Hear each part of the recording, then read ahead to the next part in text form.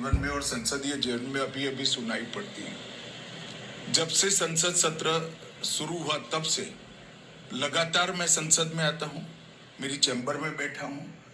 चूंकि संसद भवन के अंदर विपक्ष संसद को चलने ही नहीं दे रहा है दोनों गृहों में। అమిత్ షా గారి మీద ఇప్పటి వరకు వ్యతిరేకంగా మాట్లాడారు కదా, ఆయన రావాలి, సమాధానాలు చెప్పాలి, క్షమాపణలు చెప్పాలి అని చెప్పి ప్రతిపక్ష ఎంపీలతో పాటు రాహుల్ గాంధీ గారు కూడా చాలా బాగా డిమాండ్ చేశారు.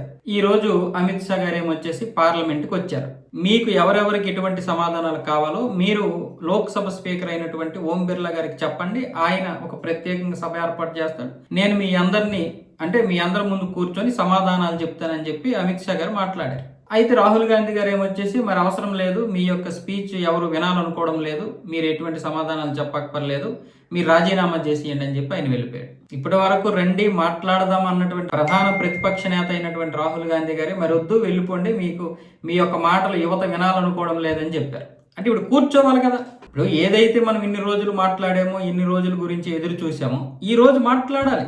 పిల్లల మీద ఇలా జరిగింది, దీని గురించి ఇంత జరిగినప్పుడు మీరు ఎందుకు స్పందించలేదు అంటే పెల్లెట్ గన్నులను ప్రయోగించడానికి మీరే కదా అనుమతి ఇచ్చారు. మరి మీరు అనుమతి ఇవ్వకపోతే అక్కడ జరిగిందంటే మీరు అసమర్థులనే కదా అర్థం అని చెప్పాలి కదా. ఇప్పుడు ఇంతకుముందు అదే కదా మాట్లాడారు, పెల్లెట్ గన్స్ అనుమతి ఇచ్చింది అమిత్ షాని, ఒకవేళ అనుమతి ఇవ్వకుండా ఈ యొక్క పెల్లెట్స్ గన్స్ ప్రయోగించారంటే అది ఆయన అసమర్థతే అన్నటువంటి రాహుల్ గాంధీ గారు అదే ఆయన ముందు అనాలి కదా. పార్లమెంటు సాక్షిగా, లోక్సభ సాక్షిగో, లేకపోతే పార్లమెంట్ బయట అయినా రండి మాట్లాడుకుందాం అనాలి కదా. రండి మాట్లాడదామని చెప్తున్నాడు ఆయన. సపరేట్గా మీకు ఒక సమయం ఇస్తాను, ఈ రోజు నుంచి మధ్యాహ్నం 3 నుంచి రేపటి వరకు కూడా నేను కూర్చుంటాను.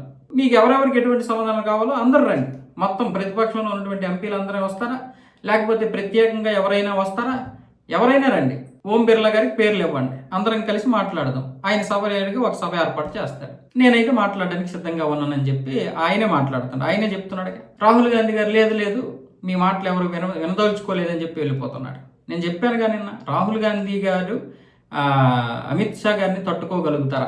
ఈ విషయాలు మాట్లాడితే ఒక్కొక్కరికి కోపాలు వస్తున్నాయి, కొంతమంది ఫైర్ కూడా అయిపోతున్నారు. నువ్వు అంత పెద్ద పోటుగాడిలాగా మాట్లాడకు, నీకెందుకు రాజకీయాలని. నేను రాజకీయాలు మాట్లాడలేదు, నేను జరిగింది మాత్రమే చెప్తున్నాను ప్రజలకి. ఏదైతే జరిగిందో అదే చెప్తున్నాను. ఎవరైతే మాట్లాడారో ఆ విషయాల గురించి మాట్లాడుతున్నాను. రాహుల్ గాంధీ గారు ఇప్పుడు మరి మాట్లాడాలి కదా. నిజంగా ఇప్పుడు ఇంత దీనికి వచ్చారు, ఆయన చాలా రోజులు బట్టి రాలేదు. పార్లమెంట్కి రాకపోవడం అనేది కరెక్ట్ కాదని నేను కూడా చెప్పాను. లోక్సభకి, రాజ్యసభకి రావాలి కదా, ఒక హోంమంత్రితో శాఖ ఖచ్చితంగా రావాలి కదా, ఒక హోంమంత్రి అయ్యుండి అని చెప్పి నేను మాట్లాడాను. మరి వచ్చిన తర్వాత మరి మేము ఎందుకు వినకుండా వెళ్ళిపోవాలి? రాజీనామా చేస్తారు, ఫస్ట్ మీరు ఆయన్ని ఓడించండి, మీరు ప్రశ్నలు వేయండి. సరిగ్గా సమాధానం చెప్పకపోతే ఆయన రాజీనామా చేస్తాడు. చేయకపోయినా ప్రజల ముందు నిలబెట్టినట్లు అవుతుంది కదా.